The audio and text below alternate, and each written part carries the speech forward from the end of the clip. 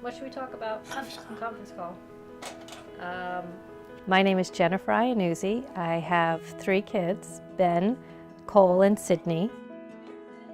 I noticed something was different with Sydney from the moment she was born.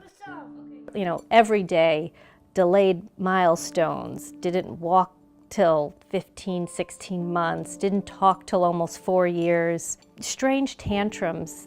No boys! Okay. I placed a call to a geneticist to get the results of what are called a microarray, which studies the genetic material in the body to see if anything is missing. They told me over the phone that Sydney had this rare genetic syndrome. He said no. Smith-Magenis is a genetic syndrome, and what happens is that these children are missing a small amount of genetic material from chromosome 17. And the first thing that I needed to do was actually tell my wife about this. Bye, eggs. He kept calling me and saying, "Are you home yet? Are you home yet?" And I'm like, "No, I'm not home yet. I'll be home soon." And but I thought that was strange. Why do I need to be home? I thought that was very odd. But again, I think I was just in denial. Come on. I'm following you. When I pull into the driveway and he's on our front steps and he's sitting there, and I knew as I turned into the driveway that whatever he is going to tell me cannot possibly be good. It was a day that really changed our lives as a couple, changed our lives as a family.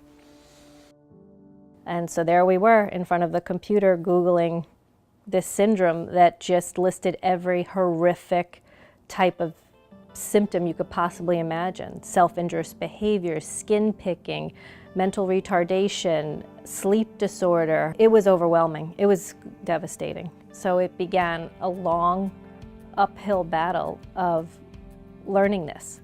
And shortly after her diagnosis, I got in touch with this woman named Missy Longman, and her daughter had Smith-Magenis Syndrome. We had an anonymous donor that offered us a challenge grant.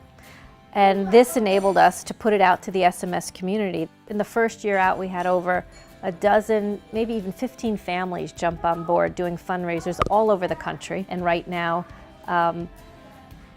we basically fund that initiative. I was actually very supportive and very excited about the prospect of starting a foundation. I give my wife credit for having the foresight and deciding that we were just going to do it ourselves.